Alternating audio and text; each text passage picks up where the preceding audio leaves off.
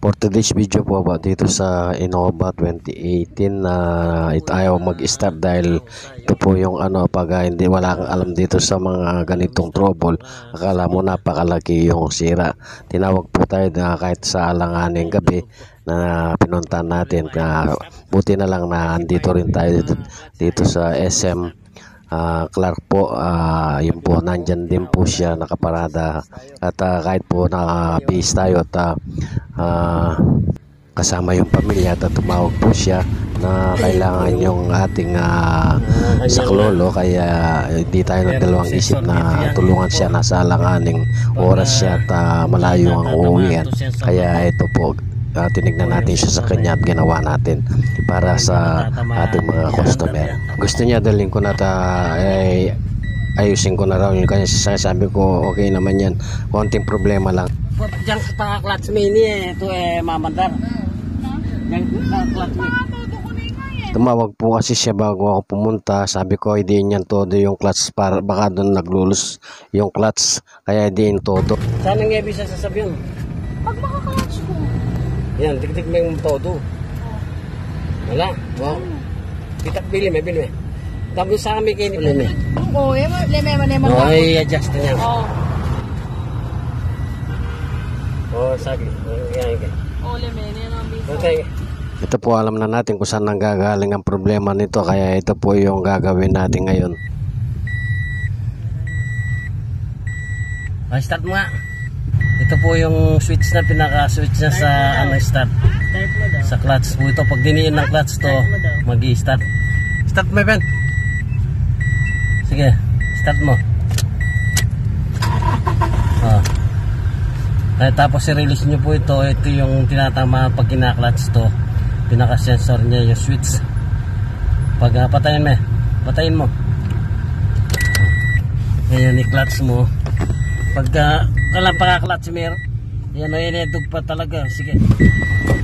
Ito po yung naging problema nito. Nakita natin na sa sobrang may wego na po itong kanyang pedal, kaya ang nakita ko yung kanyang switch sa starting sa pedal. Pag inapakan mo itong pedal na to, i-adjust po natin kasi hindi na masyadong magkatapat itong kanyang pedal at saka itong button nung switch, kaya hindi umi-start itong kanyang engine.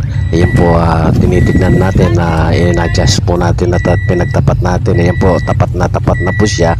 Kaya pag kasi po sinubukan ko yung switch na yan, pag pinindot mo kahit hindi mo pakan, umi-start, ibig sabihin nandito po yung problema. Ayan po, okay na po siya. In-adjust lang po. Okay, i-start na. Start mo. Diyan may sensor. Diyan may pipreno. I-adjust me. Yun nga ang ginawa ko, kaya nagkaayos siya. Pati tutod.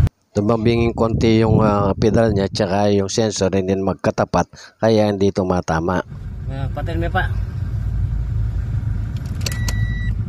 Kailangan mo na kaya.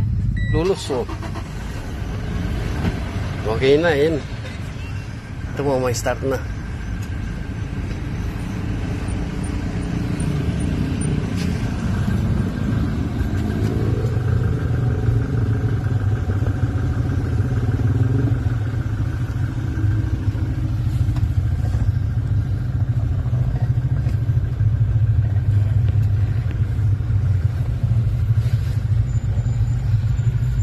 Ito po yung diferensya.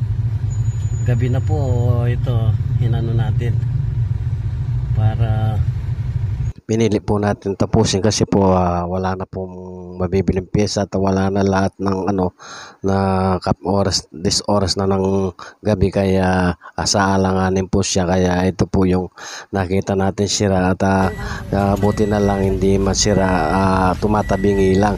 Kaso ito yung habang ako sa ilalim, sinita tayo na secure na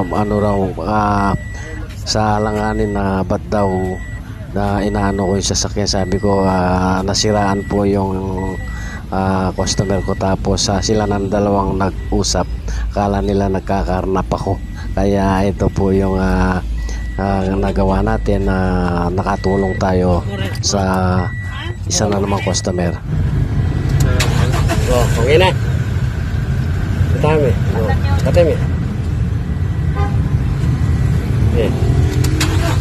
Okay na. Botang ulong ebisa.